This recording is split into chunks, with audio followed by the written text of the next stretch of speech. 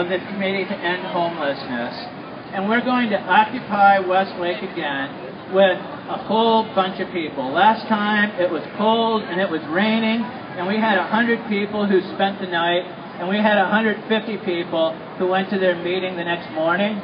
This time we're going to come back with a couple of hundred people to spend the night down here, and the next morning we're going to go to their meeting with like 300 people, and we're going to say, you are on the wrong track. We said that you needed to listen to poor people. You're not listening to poor people. And guess what? Here we are. And we are going to keep showing up until you start listening to us. So who's going to be there? You all going to be there? All right. Thank you. Thank you very much. All right, next up we have Trace from Nicholsville, who is going to speak to us about what it's like to camp out there and his work as a minister. Trace.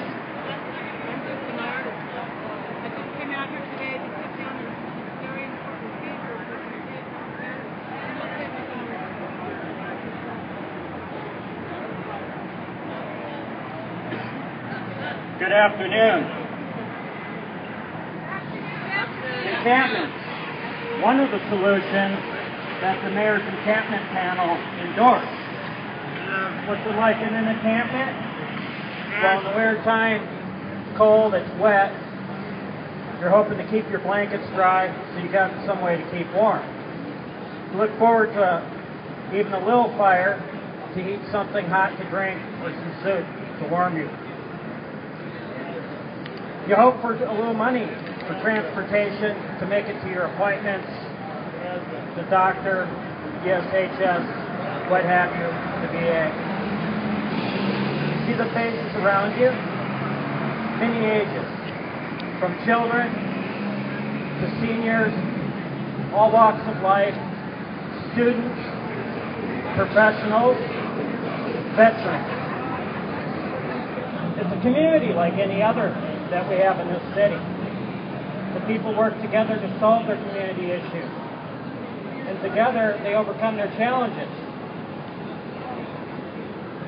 They don't receive tax money under the current codes. The way Nicholsville operates, everything they achieve, they've done on their own.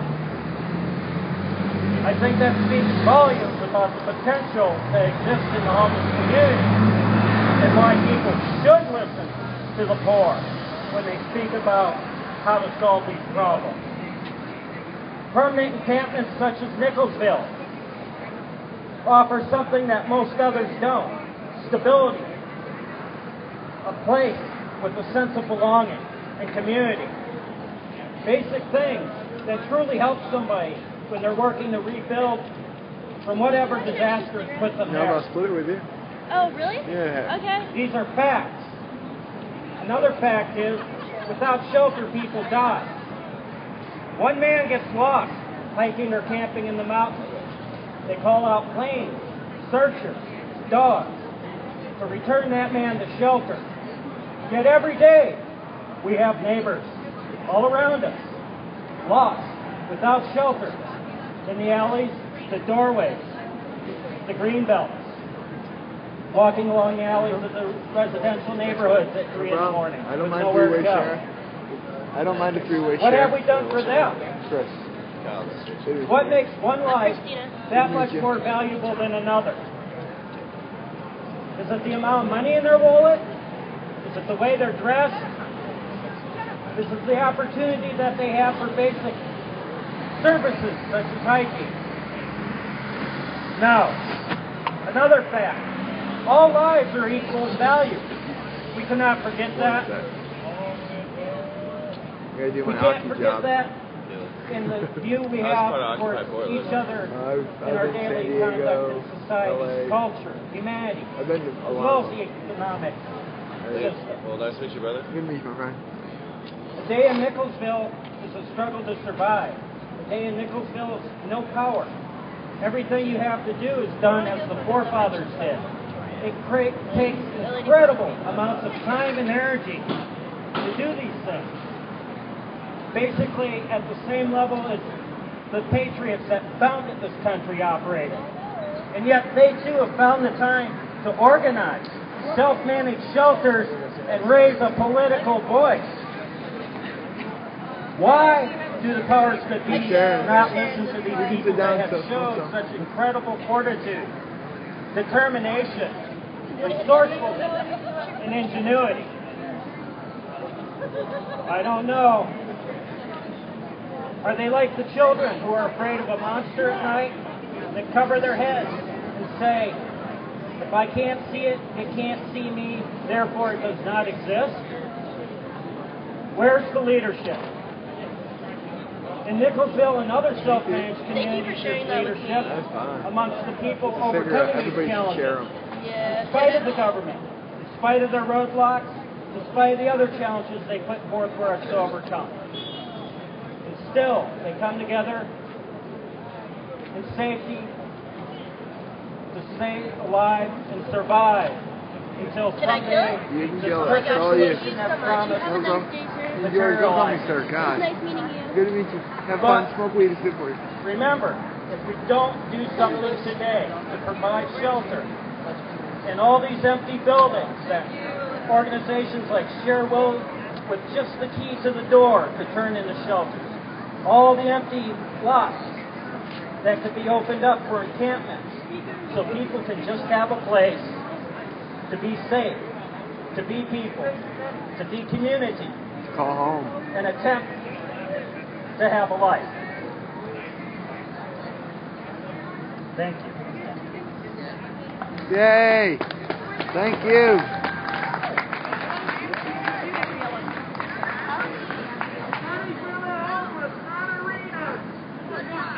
Hell yes. Money for the homeless, not arenas. Hell yeah. Okay, so Damie, where'd you go? Where's your sign? At 3 o'clock, we have a tour of the public restrooms. It's a real issue. If you're caught peeing in public, you can get put on the sex offender registry list. So she's going to show everybody where you can pee and what hours they're open.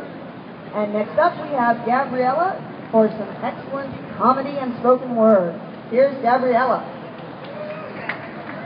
Hello, how's everybody doing? Are you out there, Seattle?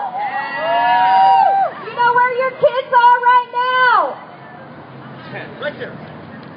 Right on. So I was just wanting to talk to some of the youth over here. Now, if it wouldn't bother you to admit that you're homeless, is anybody willing to talk to me? Where did my brother go that was ready to go here? No? Well, I'm sure that when he said something about people turning a blind eye to homelessness and not seeing it and pretending that it's not there. I have a dog that used to do that. And when you would tell him stay off the furniture, he would look up to the sky and pretend he did not hear you. And I know that that happens a lot. And so one of the things we do need in the stressful life of a homeless person is to have hope. And it's really hard to hang on to hope when you're a young person, because your feelings and your psyche and different parts of your spirit are not developed enough to handle the stress of that. I raised 180 treatment foster teenagers in my home, as well as a teacher to over about 3,000 kids in Albuquerque, New Mexico. Most of those kids were coming out of the system and were incarcerated as young people. It shows that when they got older, they wanted to go to a real high school and get a diploma and not a cop-out of a GED. And so I was always really amazed with the kids that I had, that they were willing to do that. One of the assignments, I'm a music teacher, I'm educated, but I'm not a teacher of music, but I do play piano. I used to give them an assignment, and their assignment was they had to write a rap song without cuss words in it. Do you know how challenging this is to a teenager? Rap songs just have to have cuss words in it. Damn it. So, you know, in all of my wanderings and wondering how to solve the problem of homelessness, I discovered something that the old fruit cakes that you get at Christmas time, if you slice them up and shellac them, they make great shingles for a house. And they're really colorful. So, I'm always wondering, what's something new? What's something we can do to help out? What do we do? And I just have questions in life. The more I search for that position on how to handle our homeless problem, the funnier things that I find. I was told that they were giving a class in Albuquerque for belly dancers for women that were in the homeless shelter. And they asked me if I wanted to go, and I said, well, does it count if your belly dances without you? So, that's just another one of life's ponderings. But I can tell you that discrimination often happens. My family, there were 2 African-American children, 3 blonde children, and an Asian girl. And everywhere I go, people would look, and they would whisper. And they do the same thing with the homeless. But my kids got tired of people asking them, is that your mother? So they finally solved that problem by telling people, yes, that's my mother. She's a hooker, and that's why we're different. I had to get used to that. But another blind thing that happens in society, I went into a grocery store the other day, and the bathroom signs hanging 9 feet in the air had Braille.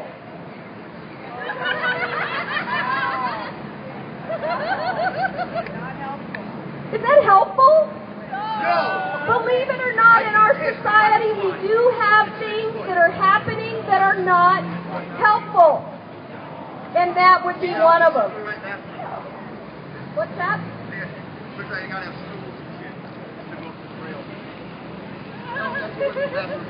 I have to have cheat sheets because I really wasn't prepared on coming here today. They just asked me on Thursday, but I have to have cheat sheets because I have that disease called sometimer's disease. That's where you only remember some of the things some of the time.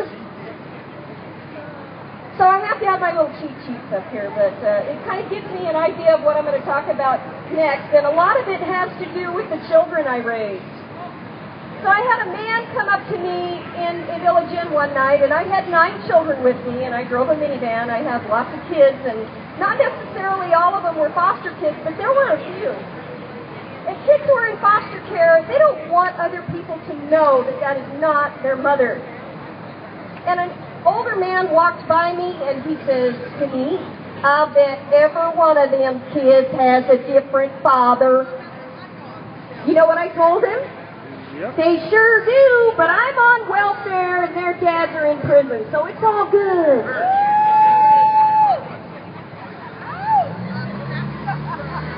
So I guess a lot of comedians, the stories come out of their lives, and one of the things I also am is a professional clown.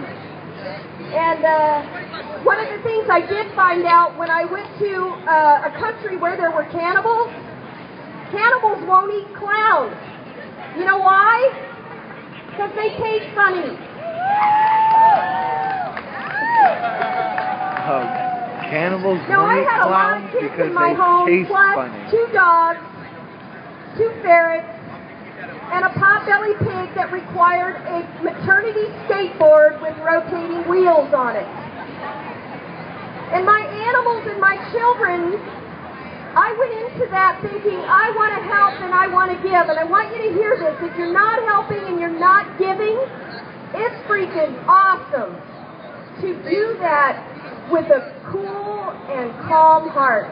And go into it with open eyes and help somebody out.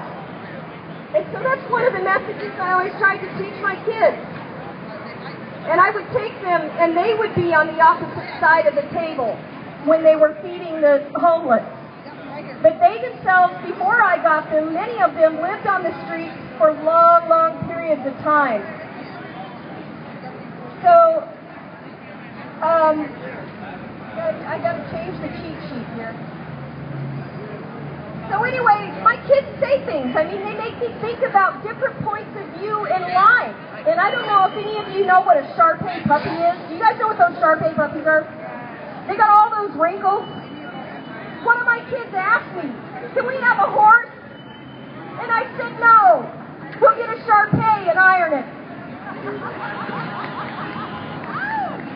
Here in Seattle, but who wants to sleep indoors? I also was one of the only homes that would take kids that were alternative.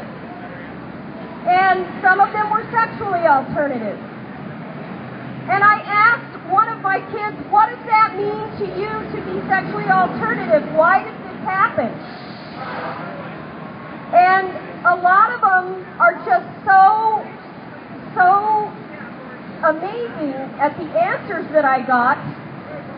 And one of them just said, well, just get your own lick-her license and you'll be fine.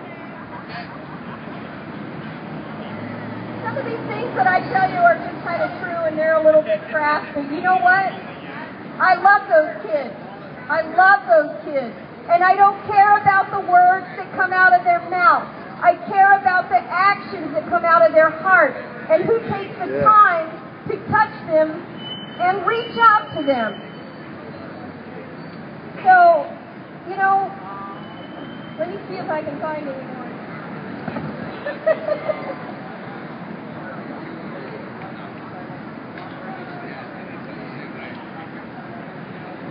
Well, I guess that's pretty much all, and I'll probably be telling you stories throughout the rest of the afternoon about my kids, but personally, I'd just like to reach out to an invitation to all the kids that are here or people that are homeless. And if you want somebody to speak to you personally or privately, please let me know, because that's what I'm here for. I'm here to reach out across the United States. I left New Mexico. I've been to every Occupy that I could find. Gabrielle, she's from New Mexico. And I'm amazed at the amount of people that there are out there wanting to reach out and change